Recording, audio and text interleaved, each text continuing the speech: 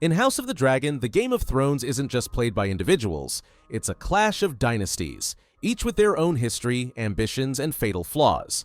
Today, I'm breaking down the 8 most powerful houses in the Dance of the Dragons era, exploring not just their sigils and words, but how their unique characteristics shaped the bloody civil war that nearly destroyed the realm. I've analyzed every alliance, every betrayal, and every family connection to bring you the definitive explanation of Westeros' most influential houses during this pivotal period. So grab your dragon egg and prepare to dive into the complex web of power that defined the Targaryen Civil War. House Targaryen, Fire and Blood.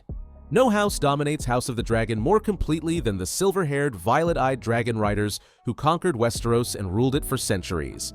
But what makes this era of Targaryen history so fascinating is watching this seemingly invincible family tear itself apart from within. At the time of House of the Dragon, the Targaryens are at the height of their power. King Viserys I presides over a peaceful realm with more dragons than at any point since the doom of Valyria. Their ancestral seat remains Dragonstone, but the Red Keep in King's Landing serves as the center of their power, with the Iron Throne, forged from the swords of Aegon the Conqueror's enemies, symbolizing their authority. What distinguishes House Targaryen from every other family in Westeros is their bond with dragons. This connection isn't just military, it's mystical, with Targaryens able to form deep psychic bonds with these creatures. As Viserys tells Rhaenyra, the idea that we control the dragons is an illusion. They're a power man should never have trifled with. The Targaryens also practice incestuous marriage to keep their bloodline pure, a custom that sets them apart from Westerosi traditions. This practice, while accepted as part of their Valyrian heritage, creates tension with the faith of the Seven and contributes to the instability we see in some family members. The central conflict of House of the Dragon stems from King Viserys naming his daughter Rhaenyra as heir, then later having a son, Aegon, with his second wife, Alicent Hightower. This succession crisis splits House Targaryen into 2 factions, the Blacks supporting Rhaenyra and the Greens supporting Aegon. What makes this civil war so devastating is that both sides have dragons. As Viserys warns, the threat of dragons deterred any would-be usurpers from our realm. But now we face the danger that Targaryens will affirm what the small folk have always known, that dragons are a power men should never have trifled with. By the time of Viserys' death, House Targaryen has become a powder keg of resentments, ambitions, and conflicting claims. The resulting Dance of the Dragons will not only decimate their family, but drastically reduce the number of dragons in the world, beginning the long decline that will eventually lead to their extinction, until Daenerys revives them centuries later. The tragedy of House Targaryen in this era is how their greatest strength, dragons, becomes the instrument of their downfall. As Rhaenys Targaryen observes, men would sooner put the realm to the torch than see a woman ascend the Iron Throne. The ensuing conflict proves her right, with Dragonfire nearly destroying the dynasty that dragons built. House Hightower. We light the way. House Hightower doesn't appear in Game of Thrones, but in House of the Dragon, they emerge as one of the most influential families in Westeros, the power behind the throne whose ambitions help ignite the Dance of the Dragons. Based in Old Town, the oldest and second largest city in Westeros, the Hightowers are among the realm's wealthiest families. Their ancestral seat, the Hightower, is a massive lighthouse that stands at the center of Old Town, serving as both fortress and beacon. This architectural marvel symbolizes their dual nature, illuminating the way for ships while also standing as a watchtower over their domain. What makes House Hightower unique is their close relationship with 2 powerful institutions, the Citadel, home of the Maesters, and the Faith of the Seven. This gives them influence over both knowledge and religion in Westeros, a soft power that complements their considerable wealth and military strength.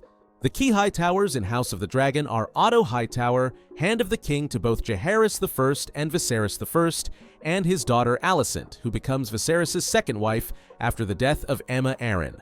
Otto's political maneuvering and Alicent's position as queen consort place House Hightower at the center of the succession crisis. Otto Hightower embodies his house's calculating ambition. As he tells his daughter, "We play an ugly game. And now, for the first time, I see that you have the determination to win it." His decision to push Alicent toward the recently widowed king creates the very conflict that will eventually engulf the realm. What makes the Hightowers' role in the dance so significant is how they use institutions rather than brute force to advance their agenda. Otto's position as Hand gives him legitimate authority. The Hightower connection to the faith helps them frame Rhaenyra's children as illegitimate, and their influence over the Maesters allows them to shape how information flows throughout the realm. The Hightowers become the backbone of the Green faction, with Alicent's son Aegon II claiming the throne with their support. Their sigil, a white tower crowned with flame on a gray field, takes on new meaning as they literally light the way for a new Targaryen king against the wishes of the previous one. By positioning themselves so close to the Targaryens while maintaining their own distinct identity and power base, House Hightower demonstrates a different approach to the Game of Thrones, one based on institutional power rather than dragons. As Otto tells Alicent, the king will die, either in a year or in 5. And if Rhaenyra succeeds him, war will follow. The realm will not accept her.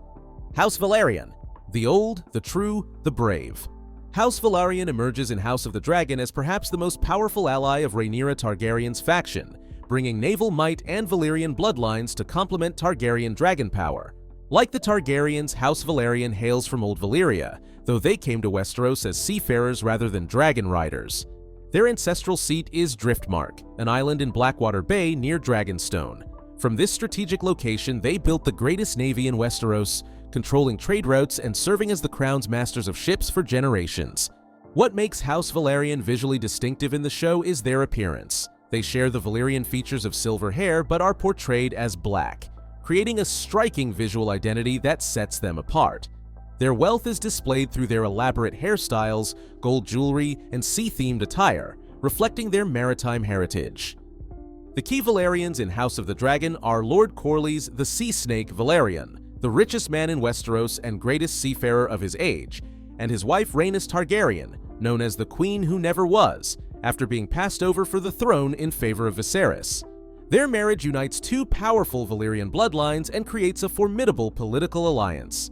Corlys Velaryon embodies his house's adventurous spirit and ambition. His 9 legendary voyages aboard his ship Sea Snake brought immense wealth to his house and expanded Westerosi knowledge of the world. As he tells Viserys, history does not remember blood, it remembers names. This drive to make his house's name remembered motivates many of his political decisions. What makes the Velaryons' role in the dance so significant is how their alliance with Rhaenyra strengthens her claim. The marriage between Rhaenyra and Corlys' son Laenor, and later her marriage to his brother Daemon, secures Velaryon naval power for her cause. Additionally, Rhaenys' dragon Meleys provides crucial aerial support for the Blacks.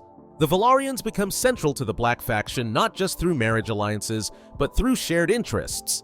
As Valyrians themselves, they have less investment in Andal traditions that would prevent a woman from ruling. And as Corlys watches his wife passed over for the throne, then his children denied their rightful inheritance, he develops a personal stake in challenging the established order. By the time of the dance, House Velaryon represents a different kind of power than the landed houses of Westeros, one based on trade, exploration, and naval might rather than vast territories. As Corlys tells Viserys, the crown cannot buy the loyalty of the Sea Snake, but it can earn it. This independence makes them both valuable allies and potentially dangerous enemies. House Strong. House Strong doesn't appear in Game of Thrones, having been extinguished centuries before, but in House of the Dragon, they play a crucial role in the events leading to the Dance of the Dragons, particularly through their connections to both Rhaenyra Targaryen and the seat of Harrenhal. Based at the massive, partially melted castle of Harrenhal, House Strong holds significant lands in the Riverlands. Their ancestral seat is infamous for its curse. Every house that holds it eventually dies out, a fate that will ultimately befall the Strongs themselves. Their sigil of a blue tripartite wave on white reflects their connection to the God's Eye Lake near Harrenhal. What makes House Strong unique is their position as apparent neutrals who nonetheless become deeply entangled in the succession crisis. Unlike houses that immediately declare for either blacks or greens, the Strongs serve both sides in different capacities, with family members in key positions throughout the realm. The key Strongs in House of the Dragon are Lord Lionel Strong, who serves as Hand of the King after Otto Hightower, his son Sir Harwin Breakbones Strong, commander of the City Watch and Rhaenyra's lover, and his younger son Larys Clubfoot Strong, a seemingly minor courtier who reveals himself as one of the most dangerous players in the game.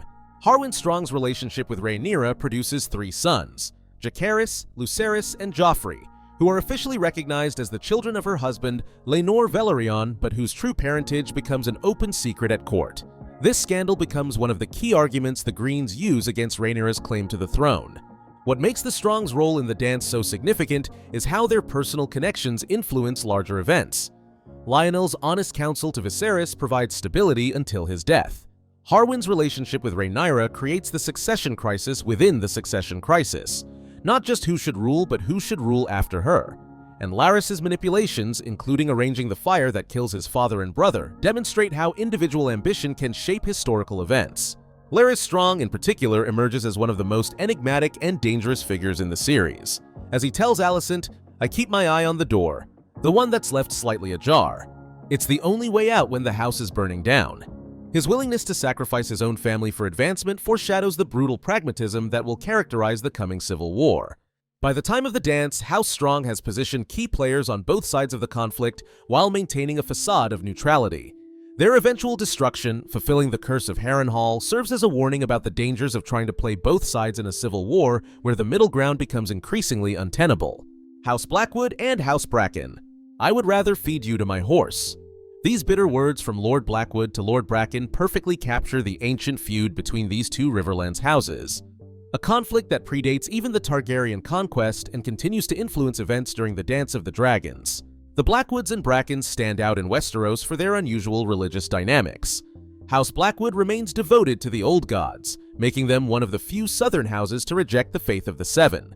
House Bracken, meanwhile, abandoned the old gods centuries ago, adopting the faith of the Seven to distinguish themselves from their rivals. What makes this feud particularly significant in House of the Dragon is how it represents the way ancient grudges can influence current politics.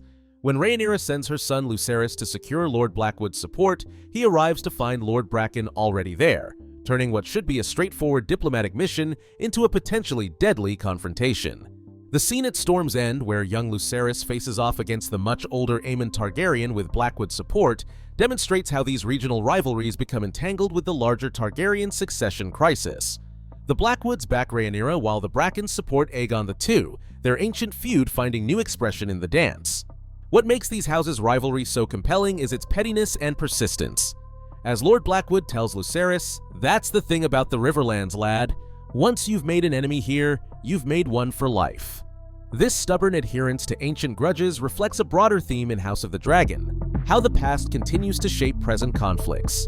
The Blackwood-Bracken feud serves as a microcosm of the dance itself, a conflict where historical grievances and personal animosities become as important as political principles. Just as these houses cannot set aside their differences despite sharing the same region and interests, the Targaryens find themselves unable to compromise despite their shared blood and the existential threat their civil war poses to their dynasty. By including this ancient rivalry in House of the Dragon, the show reminds viewers that the Dance of the Dragons doesn't occur in a vacuum. It's influenced by and intertwined with countless other conflicts throughout the Seven Kingdoms, creating a complex web of alliances and enmities that makes peaceful resolution increasingly impossible. House Baratheon. Ours is the Fury. House Baratheon may be familiar to Game of Thrones viewers as Robert's house, but in House of the Dragon we see them at an earlier stage of their history. Still a young house by Westerosi standards, but already one of the most powerful in the realm.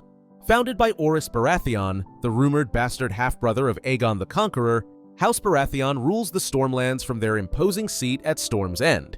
Their sigil, a crowned black stag on a gold field, and their words reflect the stormy, tempestuous nature of both their region and their temperament.